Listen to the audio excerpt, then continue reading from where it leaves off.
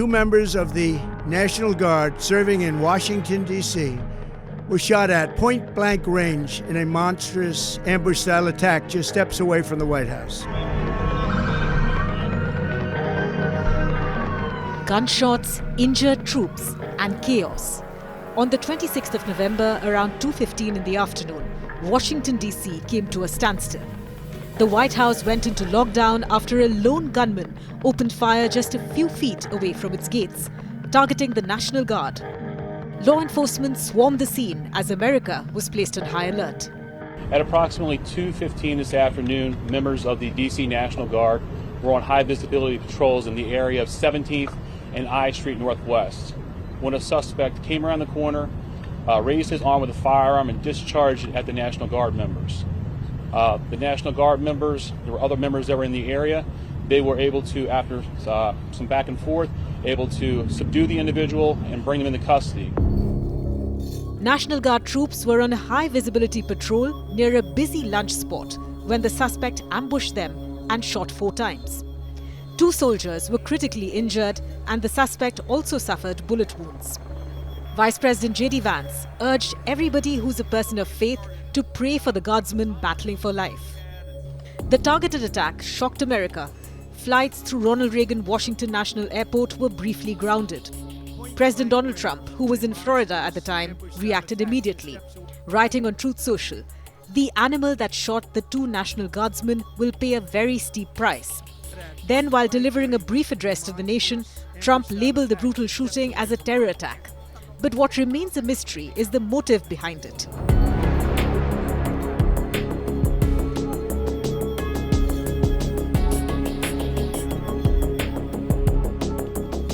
The Department of Homeland Security is confident that the suspect in custody is a foreigner who entered our country from Afghanistan, a hellhole on earth. The Department of Homeland Security named the suspect in a press release as Rahmanullah Lakanwal, calling him a criminal alien from Afghanistan. His immigration status is unclear. The 29-year-old reportedly served alongside US troops in Afghanistan. Lakanwal entered America on the 8th of September 2021 through Operation Allies Welcome.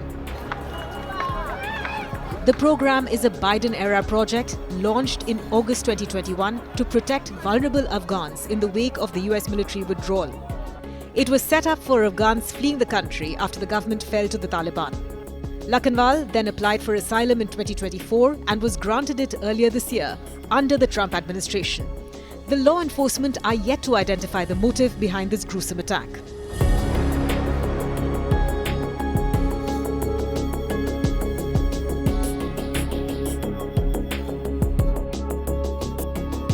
The Trump administration stopped processing immigration applications from Afghanistan just hours after the attack.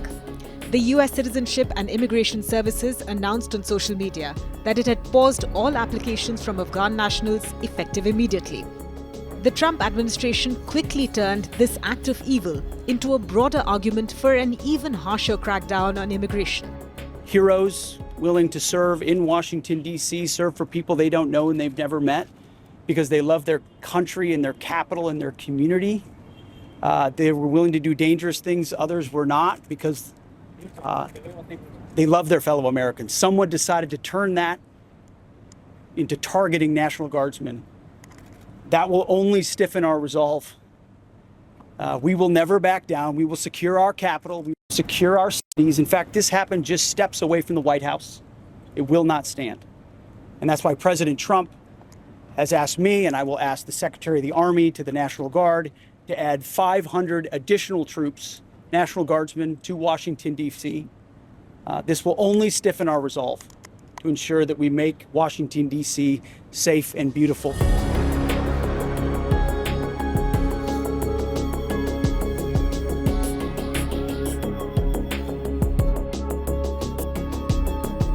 There are currently nearly 2,200 National Guard troops stationed across Washington, D.C. But President Donald Trump has now ordered Secretary of War Pete Hegseth to deploy 500 additional soldiers as the nation remains on high alert. The Guard was first sent to the Capitol in August this year to tackle what Trump called out-of-control crime. Many criticized the move at the time, but after the latest shooting, the president's warning appears to have come true.